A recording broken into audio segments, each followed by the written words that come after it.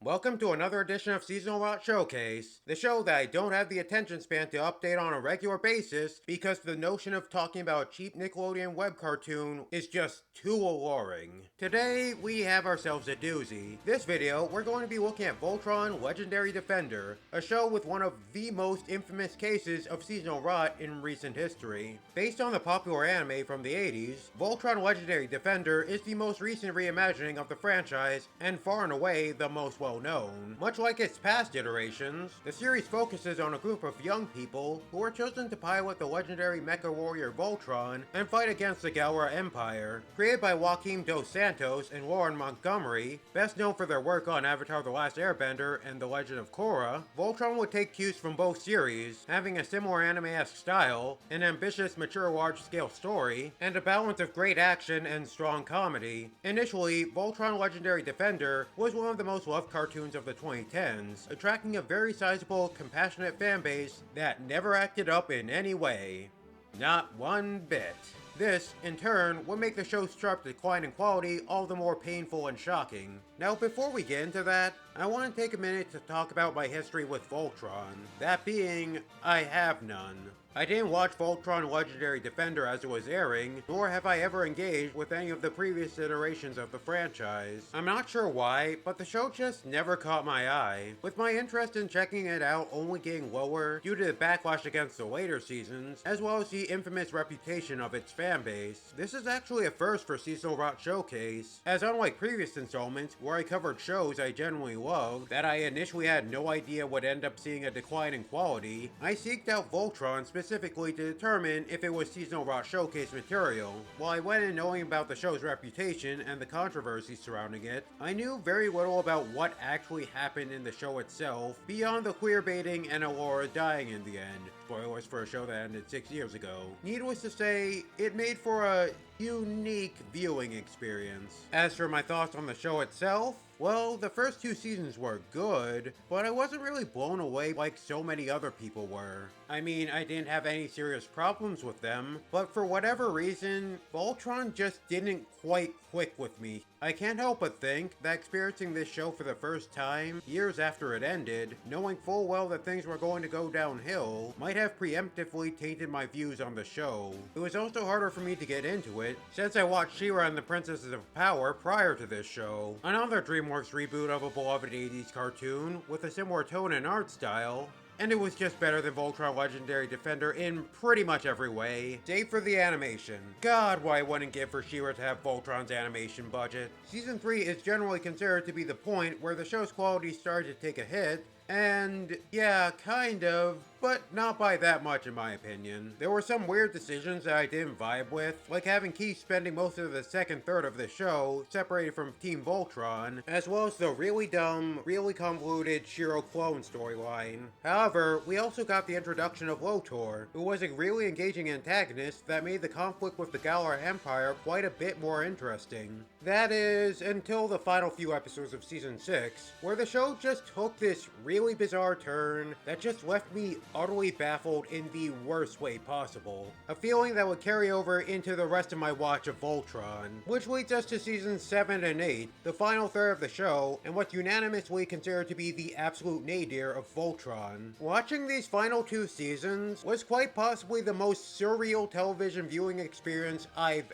ever had. Now, believe it or not, despite its reputation, I actually went into this thinking that Voltron couldn't get that bad. That maybe its final few seasons were just underwhelming and people were simply exaggerating its flaws. But no, it really does get that bad. But less in an aggravating way and in more of a is this actually happening kind of way. I think that because I went in knowing that Voltron was going to get bad, I wasn't left angry or let down like other viewers. Instead, I was just kind of left in awe by the whole thing. Like, I heard so much about how bad the queerbaiting in this show was, but actually seeing it unfold firsthand in a way that was somehow even worse than I could have ever imagined was just a mystifying experience for me. These final 2 seasons were just a constant barrage of disjointed scenes and story beats that left me going either, I'm sorry, what?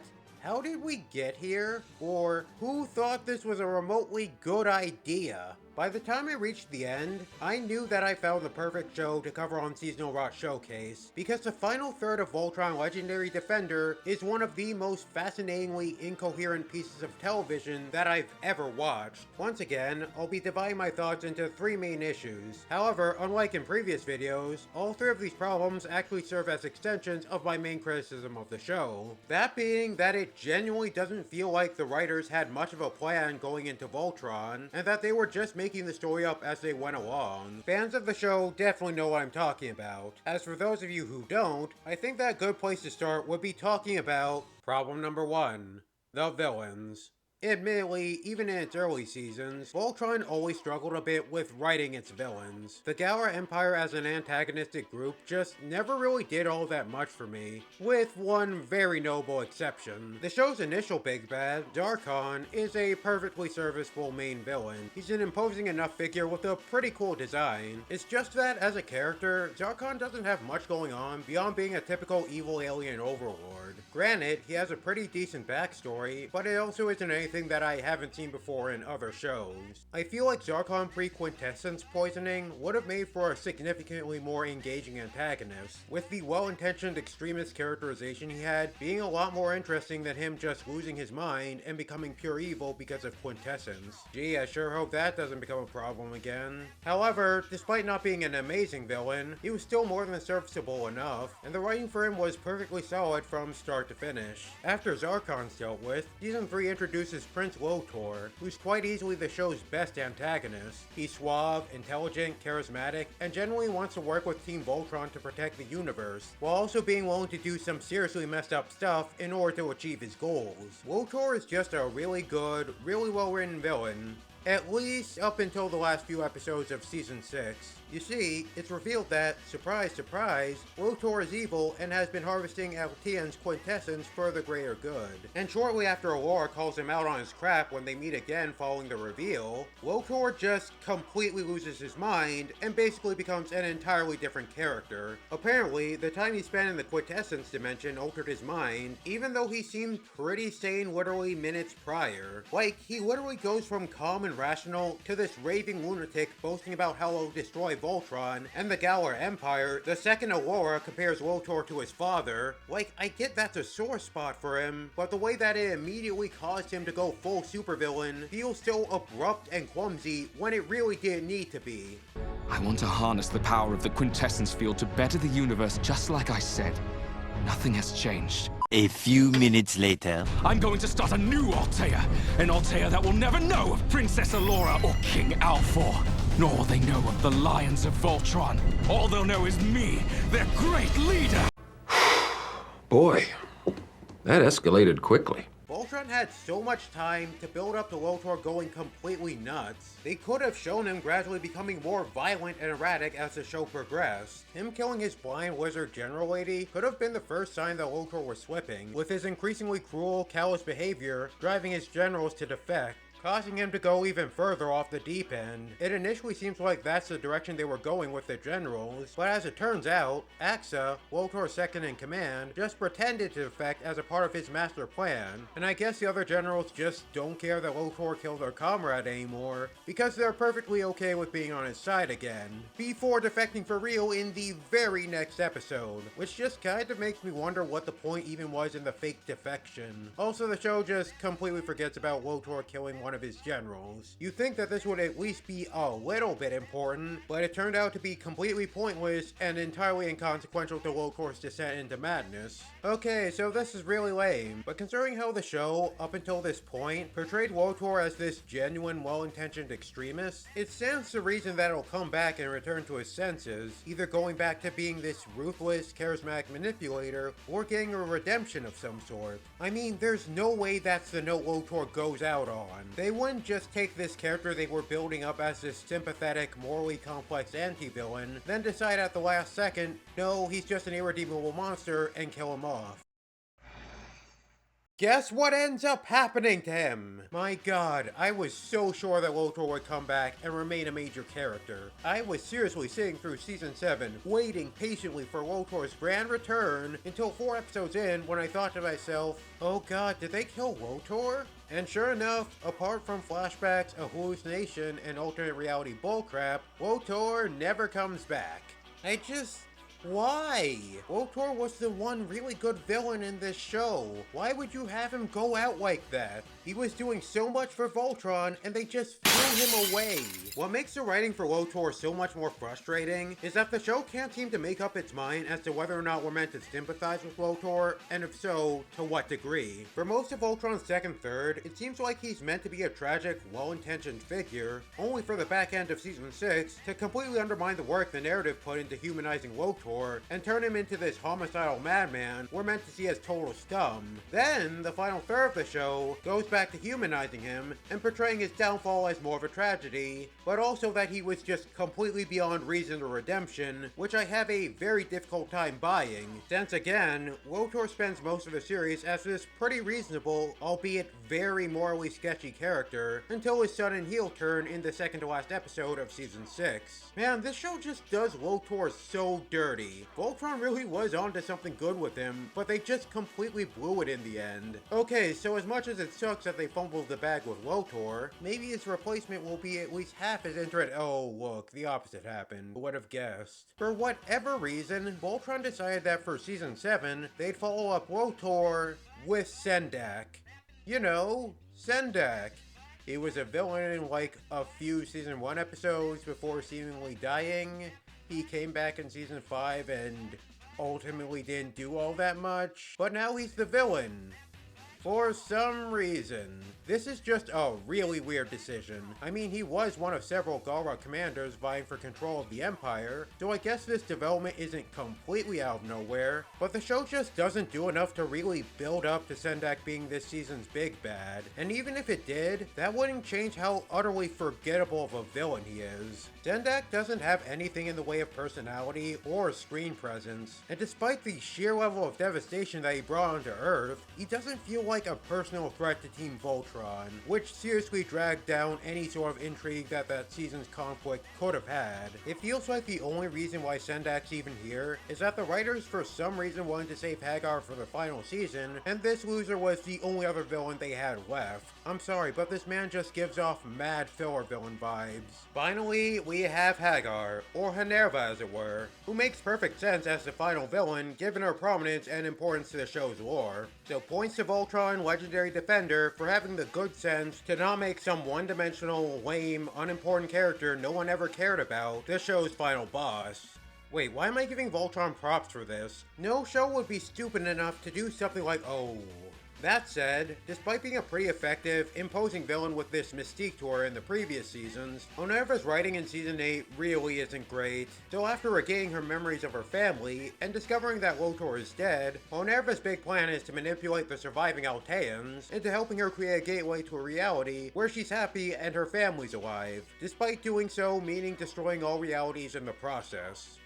Wait, isn't this just the Kingpin's plan in Into the Spider-Verse? Anyway, I think the reason why Honerva's writing rubbed me the wrong way is that despite her motives being sympathetic, I think that Voltron is just a bit too forgiving of her, given the sheer scale of her atrocities. Like, yeah, it sucks that her family lost their minds and are all dead, but that doesn't change that Honerva destroyed entire planets and was more than willing to sacrifice infinite universes solely for the sake of her own happiness, and then threatened to destroy her new reality when she didn't get what she wanted out of it. What makes it even more frustrating though is that the narrative treats Honerva with much more sympathy than Lotor, despite Lotor being a genuine well-intentioned extremist, while Honerva's actions are largely self-serving. Yet this person who is willing to tear apart all reality gets to redeem herself while Lotor was treated like a lost cause. Make it make sense!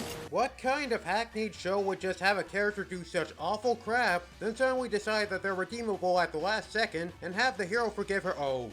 As a whole, it doesn't seem like Voltron had much in the way of a fully realized endgame for its villains. While they all started off perfectly good, with the exception of Zarkon, the villains seriously fall off from Season 6 onwards, with them taking these weird, poorly set up turns, and end up getting these really unfitting, underwhelming endings. Except for Zendak, who was always lame. Problem number 2. The romance. Oh look, it's that time again! That's right, it's time for Sockman to whine about shipping! However, unlike in previous instances, where I inevitably upset someone for ragging on their favorite canon ship, that won't be a problem here today, because everyone agrees that all of the canon pairings in Voltron are complete trash. The attempts at romance in Voltron are quite easily the most infamous, heavily criticized aspects of the entire show. However, unlike other romances that I've complained about in these videos, which I considered to be bland, poorly developed, and grating, the romances in this show are also poorly developed, but are less obnoxious and milquetoast, and more strange. Just like with nearly everything else in these seasons of Voltron, I find the romances to be badly written in a way that I find to be genuinely fascinating. I'm going to be talking about 3 couples here, and I need you to know that they all left everyone either upset or disappointed, each one for entirely different reasons. Let's start with what's quite easily the most egregious attempt at romance, and the biggest source of backlash against Voltron Legendary Defender, the absolute disaster that is Shiro's love life. Now, this is a controversy that's very well known throughout every corner of the internet, even by non-fans, but for the few of you not in the know, in the lead up to Voltron's 7th season, it was revealed by the show's staff that Shiro was gay, and we would be introduced to his boyfriend back on Earth, Adam. Adam was seriously hyped up by the Voltron crew. He was all over the marketing for Season 7, and given Voltron's sizable LGBT fanbase, many were understandably excited to see one of the main characters involved in a same-sex relationship. And what did all of this build-up amount to? 2 scenes. Adam ended up being in 2 scenes in the entire show. The first being Shiro and Adam having a brief interaction where Adam worries about Shiro's well-being before, I guess, breaking up with him. That's written in a way that portrays their relationship in such a vague light that if you weren't aware of this season's marketing, it'd be understandable if you left that scene not realizing that those two were supposed to be a couple. Then there's Adam's second and final scene where he's unceremoniously killed off. Oh, but wait, it's okay, because at the end of the series finale, Shiro marries and has a gay kiss with some guy. I'm told that he was a bit character in Season 7 that Shiro gave orders to, but I cannot recognize him for the life of me. Unsurprisingly, this drew massive backlash from the fanbase for both blatantly queerbaiting them, as well as invoking the bury your gays trope. Like I said earlier, finally seeing how badly Voltron utterly botched things with the Shiro-Adam ship with my own 2 eyes was a mystifying experience. All throughout Season 7, I was just thinking to myself, this couldn't have been the best they could have done. You have to keep in mind that this season came out in 2018, 3 years after Steven Universe's Jailbreak premiered and opened up the floodgates for LGBT representation in children's media. To put things into perspective, 2018 was the year where Ruby and Sapphire had their big gay wedding, Bubbleen, after years of teasing, finally became official, and She-Ra and the Princesses of Power, one of the gayest cartoons on Netflix, premiered. And even when you ignore all of the great LGBT rep we've gotten since, Voltron's handling of Shiro's sexuality still looks pathetic. Now from what I hear, the staff wanted the show to have clear LGBT rep, but the higher-ups prevented them from doing so. With that in mind, while I can sympathize with the Voltron crew, the way that they handled this was still completely unacceptable. Was there really not a way to give Shiro a gay romance storyline while working with executive mandates without killing off his boyfriend immediately after introducing him? Just look at how Princess Bubblegum and Marceline's relationship was handled in Adventure Time. Like Shiro and Adam, Peebles and Marcy used to date, but had a falling out, with the show forced to be deliberately vague about whether or not the two of them used to be an item. However, unlike Adam, not only are Bubblegum and Marceline major characters in Adventure Time with actual personalities, but despite how vague they had to be about the nature of their relationship, there was still this sense that there was something between these two. The subtext between them wasn't just a single vague isolated scene that was never brought up again. Ever since Season 3's What Was Missing, the romantic subtext between these two would be a constant, with it becoming less and less subtle as the show progressed, and the two gradually repaired their relationship. As a result, the two of them kissing and cementing their status as a couple in the series finale felt like a natural conclusion to their storyline rather than a cynical attempt at getting praise from LGBT audiences. Bubbling is living proof that you can make an engaging queer romance even if you're forced to work within network limitations. Shiro x Adam could have worked while keeping their relationship as subtext for most of the series had they actually, you know, done the bare minimum of making Adam an actual character and not immediately killing him off. Introduce Adam earlier into the series, give us flashbacks scattered throughout the show of the different points in his and Shiro's relationship up until their falling out. Use that time to flesh Adam out as a character instead of relegating him to Shiro's disposable gay love interest. Have there still be friction between the two when Shiro returns to Earth. Show them gradually repairing their relationship and ultimately reconciling by the end of Season 8, culminating in Shiro marrying Adam in the epilogue, because believe it or not, having Shiro get married to a well-defined character that he has a fully fleshed out relationship with would be far more impactful and satisfying than having him get with some random guy he barely interacts with in a scene that was added at the last minute as Voltron's attempt at apologizing for queerbaiting their audience. Hell, keeping Adam as this nothing character and having the text in the epilogue say that he apparently didn't die, turned up sometime after the finale, then married Shiro would have been more satisfying than having him hook up with some rando. Yes, that'd still be hackneyed writing, but at least Adam would still be a character that Shiro had an interaction with. At least Shiro would be with a character whose name we know. Plus, considering the quality of Season 8, this level of writing wouldn't have felt remotely out of place at this point in Voltron. Again, it's very likely that things would have been different if it weren't for executive meddling, but I digress. In summary, queerbaiting bad. I agree with that. I know, what a bold statement. Now on to the second romantic pairing in this show, which is, surprisingly enough, another same-sex couple, and it's between, of all characters, Azor and Zethrid. I seriously had no idea going in that there was LGBT representation beyond Shiro, Adam, and whoever the hell Shiro's husband is, and I was initially surprised that there didn't seem to be all that much talk about them. That is, until I realized just how painfully nothing, yet largely inoffensive this pairing actually is. It's really weird how Season 7 suddenly decided that they were an item, when, despite being teammates with some level of camaraderie with each other, Azor and Zethrid don't really have much of any one-on-one interactions. Granted, for them at least, 3 years have passed since Season 6. A lot could have changed in that time. However, the way the relationship's written is only marginally less vague than Shiro and Adam's. Like, I still had to look up whether or not they were meant to be a couple. Then, by the end of the episode that revealed this development, Zethrid and Azor seemingly die in a fiery explosion. Yeah, like with Adam, fans were understandably pissed that Voltron seemingly off their one sapphic couple. Fortunately though, Season 8 would reveal that the two of them survived, and they managed to make it to the end of the show. It's just a shame that their storyline really isn't anything. So between Season 7 and 8, Azor apparently got sick of how violent and evil Zethrid was, and broke up with her. Even though she seemed pretty into it last we saw them, but whatever. This leads Zethrid to go off the deep end and become even more evil, until Axa tells her to stop being a dick. Then Azor shows back up out of nowhere, and she and Zethrid abruptly decide to become good guys. And that's pretty much it for their involvement this season. I'm sorry, but Azor and Zethrid's arc does nothing for me. They're given so little development, both as individuals and as a pairing, that it's hard to feel much of anything towards what constitutes as their storyline. It definitely doesn't help that the way these two are handled here just feels really off. Not only because of how sharp of a swerve this is for their characters, but Azor, despite being important to Zethrid's arc, is almost a non-entity this season. Azor doesn't really interact with anyone, and outside of Zethrid, no one really acknowledges her presence in any meaningful capacity. I kid you not, Azor only has a single line of dialogue in the entirety of this season, and it's the word no.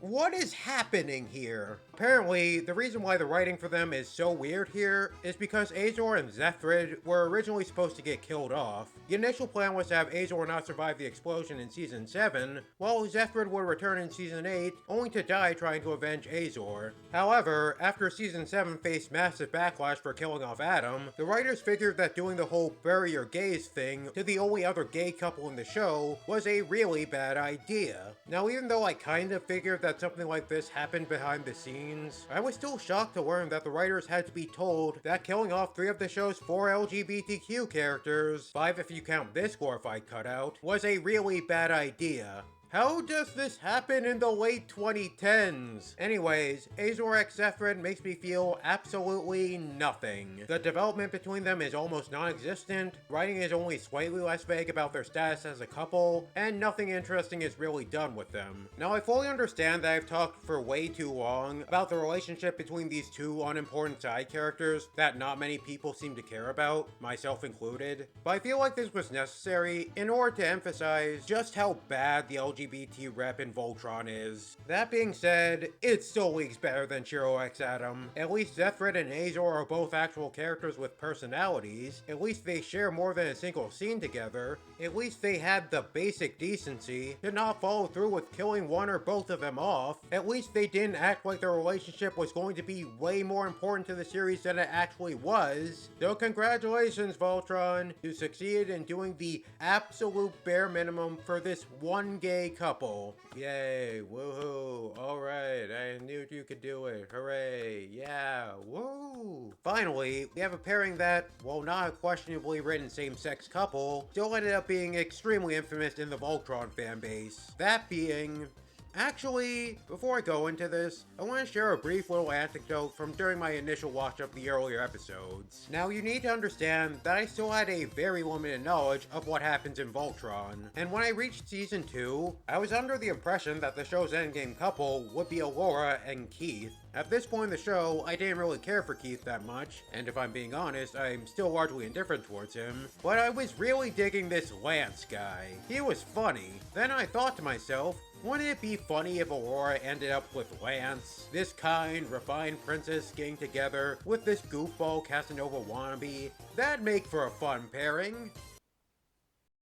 I am so sorry. I didn't know. I swear, I had no idea that things would end up like this. I knew that Laura would be involved in a romance that wasn't well liked at all, but I didn't know that she'd end up ruining my boy Jeremy Shada. The way that a Lawrence is handled is just so baffling to me. Despite them both being main characters, the show doesn't even attempt to build up or develop Lance and Aurora as a couple. In the early seasons, Lance was very much a flirt who constantly hit on girls, with Aurora being no exception. At this point in the show, Lance's flirting was never treated as him having serious feelings for Aurora. Then, in Season 5, when Lotor joined forces with Team Voltron and started getting ship teased with Aurora, the show, completely out of nowhere, suddenly decided that Lance was genuinely in love with her. There isn't any sort of development on Lance's part where he realizes that his feelings for Aurora were genuine. Voltron just decides to act like they were actively building towards Aurorans being a thing this whole time, when they really weren't. It generally comes across like they completely forgot how they wrote Lance up until this point.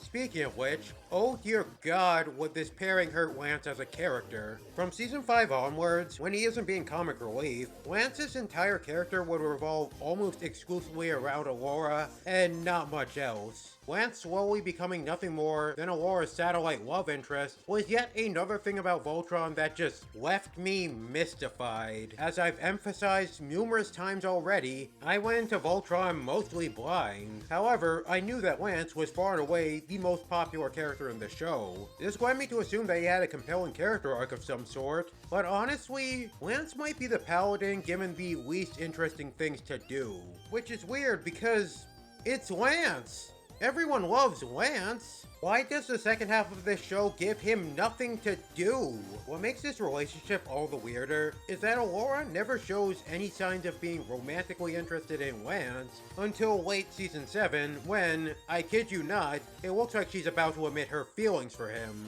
No build-up, no development, no real ship tease on Aurora's end, she's just in love with Lance all of a sudden. Following this moment, I assumed that Season 8 would be the point where they seriously develop Lance and Aurora's relationship and properly build up to them becoming official. They get together at the end of the season premiere. Well, I guess that'll teach me to expect anything from Voltron Season 8. Damn, what is wrong with this show? And do you want to know the absolute wildest thing about Aurorans? This relationship has no impact on the show. Not only does this relationship only really amount to like 3 or 4 brief romantic moments between the two, but Alora's storyline here is completely disconnected from her relationship with Lance. If Voltron ended with Alora never reciprocating Lance's feelings for her, literally nothing would change. This show forced this relationship and derailed Lance's character only to do nothing with it. Also, I'ma be real, Alora just had way better chemistry with Lotor. There was a great enemies to lovers arc staring Voltron straight in the face, and they threw it all away for this pointless, lame as hell romance. Oh, and I didn't know where else to put this, but Season 7 gives Lance ship teams with Axa, only for it to go absolutely nowhere in Season 8. Which is just kind of par for the course for Voltron at this point.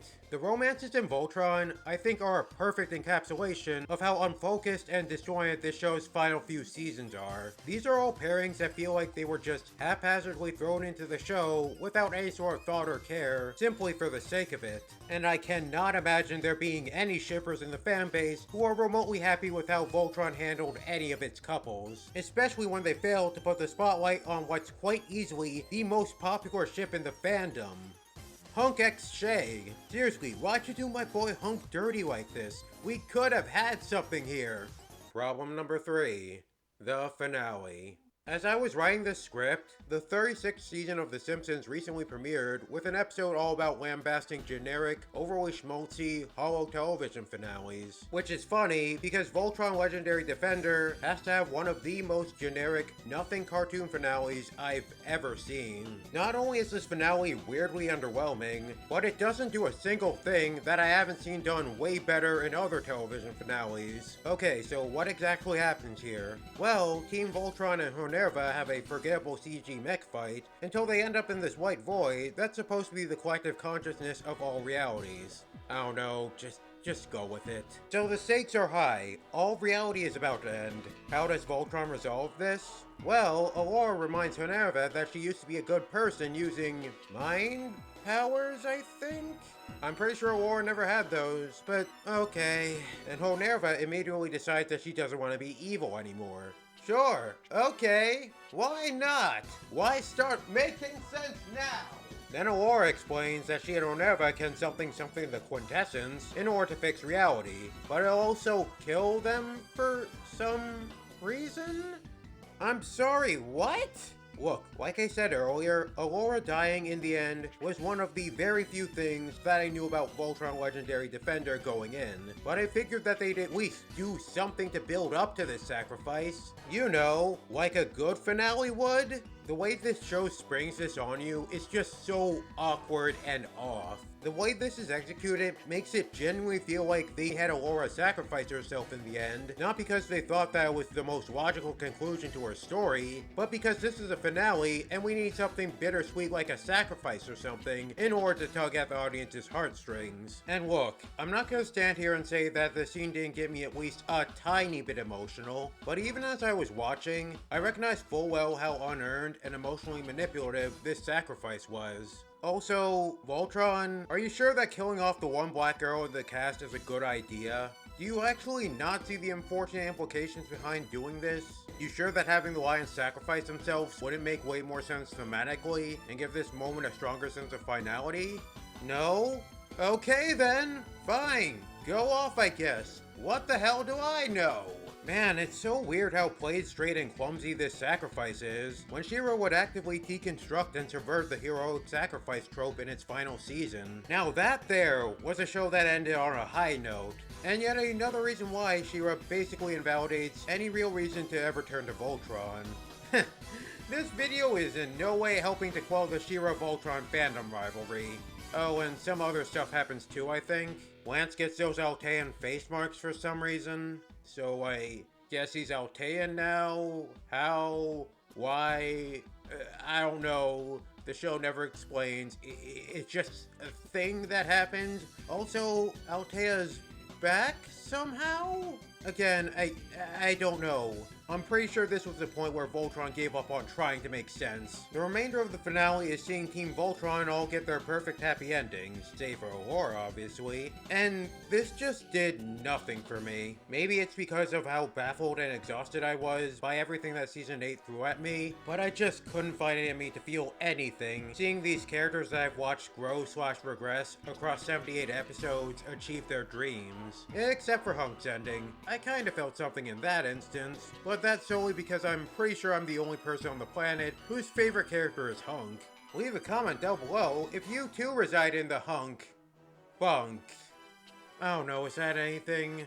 This is all wrapped up with a Where Are They Now style montage, and I kid you not, I actually burst out laughing at the shot of Shiro's wedding. I still can't get over how this was meant to mean anything to anyone watching. Seriously, who is this man? Needless to say, this wasn't a very good finale. Everything about it just felt so cheap and hollow. That being said, how on earth could anyone say with a straight face that this is anywhere near as awful as that piece of crap ending to Star vs. the Force of Evil? Yeah, this was a lame note for Voltron to end on, but at least I didn't leave hating most of the characters. At least the main characters actually fought the main villain. At least it doesn't end with the heroes being mass murderers. At least this finale didn't actively undermine everything the show was trying to do with its narrative and main characters. Oh god, I'm gonna have to talk about this piece of crap if I hit 1,000 subscribers. Why do I do these things to myself? Anyways, this might be because I didn't keep up with the show while it was airing, but I honestly consider Voltron's finale to be less offensively bad and more just this absolute nothing burger of an ending.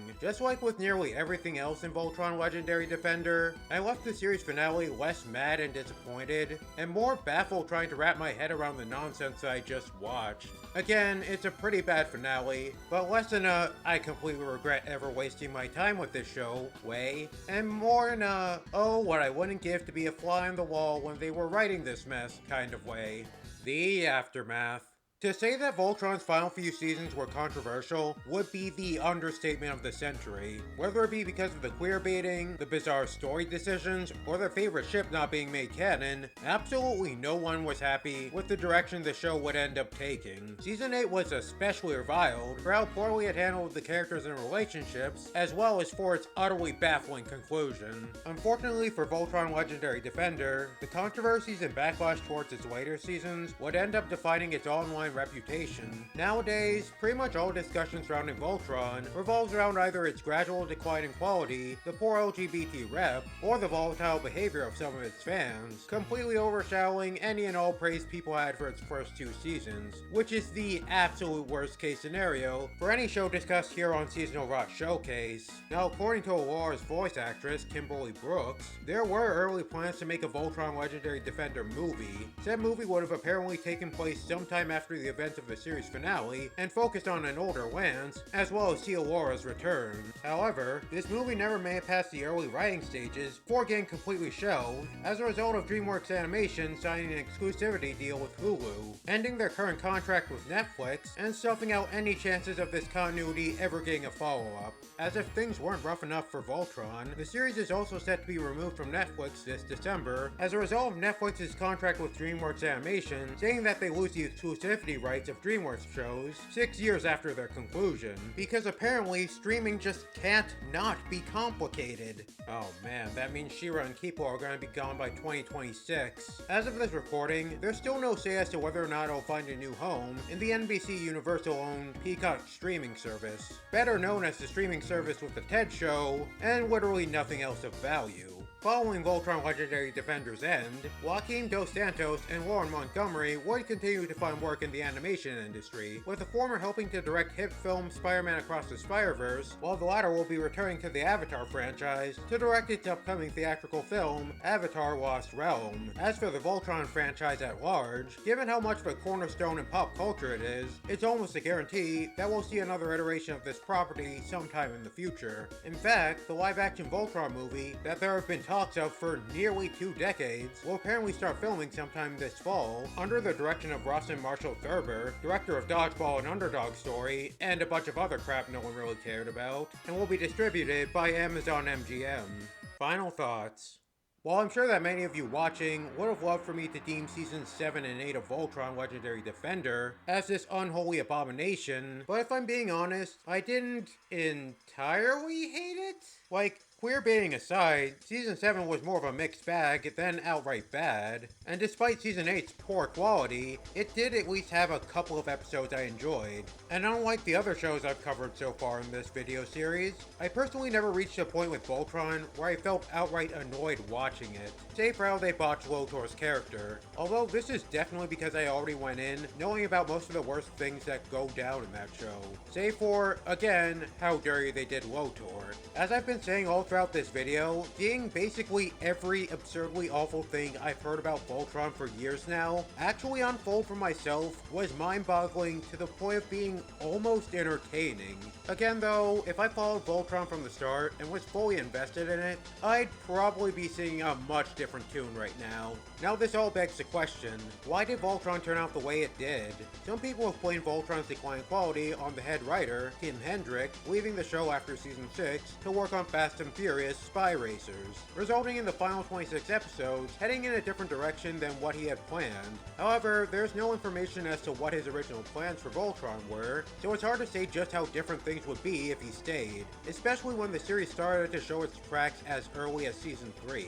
That said, I'm still willing to bet that things would have been at least a little less messy if Tim Hendrick hadn't left the show, especially since the 2 episodes he's credited for writing post-Season 6 were easily the best ones to come out these final seasons. Executive meddling also could have been a factor in Voltron's downfall. However, I don't think that's entirely to blame either. While executive meddling was the reason why the LGBT elements were as sparse as they were, it was also the executive stepping in that prevented the writers from killing off fan favorite Shiro, who was supposed to die for real in the Season 2 finale. For those of you keeping track at home, that would mean that, save for Shiro's rando hubby, pretty much every gay character in this show was originally meant to die. Again, how does this happen in the late 2010s?